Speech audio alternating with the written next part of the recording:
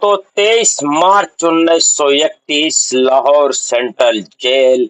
शाम के करीब 7 बज रहे थे। आमतौर पर जेल में फांसी सुबह दी जाती है, लेकिन उस दिन ब्रिटिश हुकूमत के हाथ कांप रहे थे। उन्हें डर था कि अगर सुबह तक इंतजार किया तो पूरा हिंदुस्तान जेल के दरवाजे तोड़ देगा। इसलिए कानून के इतिहास में पहली बार किसी कैदी को तय वक्त से 11 घंटे पहले फांसी दी जा रही थी। जेल के वार्डन चरत सिंह भगत सिंह की कोठरी के पास पहुंचे और भारी आवाज में बोले, भगत सिंह वक्त आ गया है, आखिरी स्नान कर लो। भगत सिंह उस समय लेनिन की जीवन पढ़ रहे थे, जीवनी किताब पढ़ रहे थे। उन्हें किताबों से नजर नहीं हटाई और मुस्कुराकर कहा, ठहरो, एक क्रांतिकारी दूसरे क्रांतिकारी से मिल रहा है। कुछ पन्ने और पलटने के बाद उन्होंने किताब हवा में उछाली और खड़े हो गए, मानो वो मौत को नहीं अपने तोलन को लेने जा रहे हों। कोठरी से बाहर निकलते ही भगत सिंह को उनके 2 अनमोल साथी मिले, सुखदेव और राजगुरु। तीनों के चेहरों पर खौफ का एक खतरा भी नहीं था।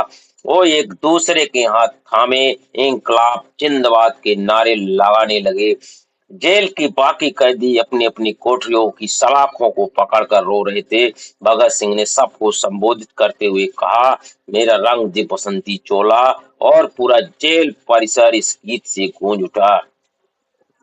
जब वो फांसी के चबूतरे पर पहुंचे तो वहां का माहौल देखकर अंग्रेज अफसर भी दंग रह गए।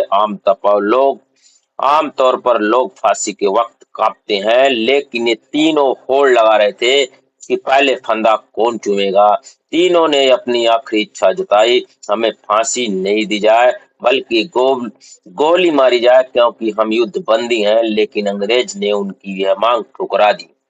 शाम के 7:33 पर तीनों ने खुद अपने हाथों से फंदा गले में डाला और उसे चूम लिया। जल्लाद ने लीवर खींचा और हिंदुस्तान के 3 सबसे चमकदार सितारे हमेशा के लिए इतिहास के पन्नों में अमर हो गए। मौत के बाद भी अंग्रेजों को डर खत्म नहीं हुआ। उन्होंने जेल के पिछली दीवार तोड़ी और 100 को चोरी छिपे सतलुज नदी के किनारे फिरोजपुर ले गए। वहां मिट्टी का तेल डालकर उन्हें जलाने की कोशिश की गई, लेकिन जब गांव वालों ने आग देखी और वहां पास जाने लगे तो अंग्रेज अर्ध जले 100 को नदी में फेंक कर भाग गए खड़े हुए। अगले दिन जब पूरे देश को खबर मिली तो लाहौर से लेकर दिल्ली तक सन्नाटा पसर गया। हर आंख नम थी और हर दिल में आजादी की ज्वाला धड़क रही थी। भगत सिंह ने अपनी डायरी में लिखा था, मेरे मरने के बाद मेरे वतन की मिट्टी से भी इंकलाब की खुशबू आएगी। 23 साल के वह नौजवान चला गया, लेकिन उसने अंग्रेजों की हुकूमत की नींव हिला दी। आज हम जो खुली हवा में सांस ले रहे हैं वो इन्हीं बलिदानों का फल है। शहीद दिवस के इस मौके पर आइए हम सब मिलकर उन महान सपूतों को नमन करते हैं, इंकलाब जिंदाबाद बोलते हैं।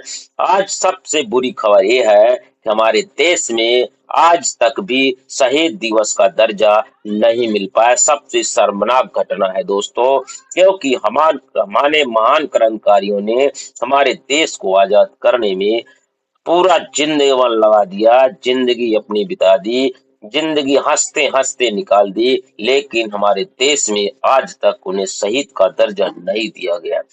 और देश के वासियों से निवेदन है कि सभी देश साथियों अपनी आवाज को लेकर हर सरकार तक, हर जगह तक पहुंचाया जाए। आज के दिन सरकारी छुट्टी होनी चाहिए और शहीद दिवस मनाकर शोका युक्त देश होना चाहिए दोस्तों। एक दिन का शोक होना चाहिए। जय हिंद दोस्तों।